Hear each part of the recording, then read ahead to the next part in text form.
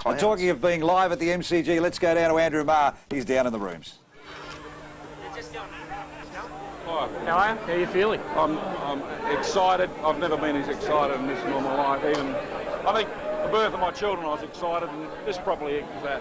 Well, this is like I remember asking you last week whether you thought the Bulldogs win was a coming of age performance, but this is ultimately the day that the club's arrived as a legitimate footy club now. I mean, I get bloody frustrated about that arriving as a legitimate footy club. We've been accused of not having any heart or soul, and we're a bloody plastic outfit and a corporation. That's bullshit.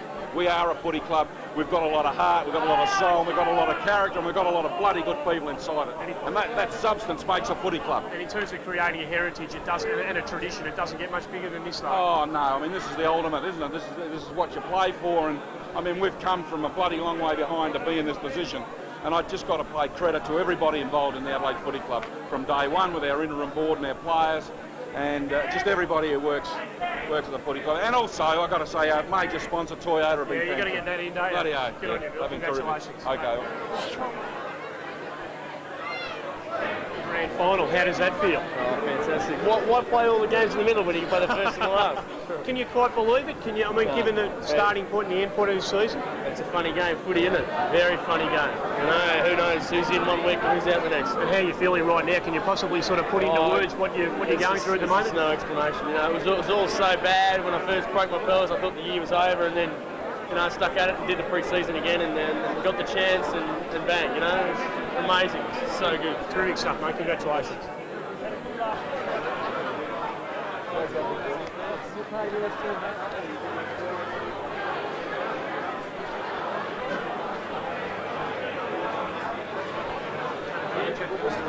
suppose you're not going to mind doing interviews tonight. This must be the greatest feeling you've ever experienced in footy. Footy-wise, yeah, it's just hard to explain, isn't it? The 21 guys and people who've been through it before know exactly how I feel, but try and put it in the words is just too hard. I think you look at the expression on the guy's face, and it's just one of I don't know. Euphoria. Yeah, euphoria, that's the word. Where's it come from? Because the last 2 weeks you've been in positions in games where, you know, a lot of pundits at the Adelaide Footy Club would have expected you to roll over and die, and you've really turned it around, and they've been absolutely stirring performances. Where do you reckon that's come from? I think it's just the belief amongst the team. Like, I think just the youth, you know,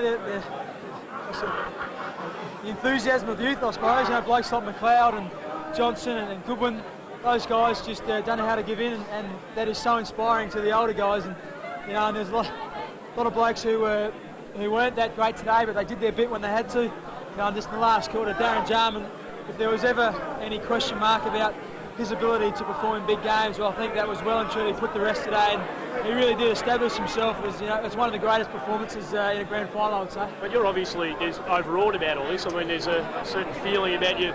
Can you quite believe that it's happened? No, I don't think you do. I think you know, it's just unbelievable. It's something as a kid you know you dream about, and then even, you know, the weeks leading up to it, you don't want to think about it. You don't want to think what might happen. We were just looking at each contest, each quarter, trying to win that. And once again, that worked for us again today. And at half-time, we said exactly the same as we did last week. Let's go out there and win the third quarter. We did that, and then in the last quarter, you know, we just got a run on, and just untouchable in the last quarter. Yeah, sure working. Andrew Maher down in the rooms there, and I don't think it's going to sink into those boys for quite a while.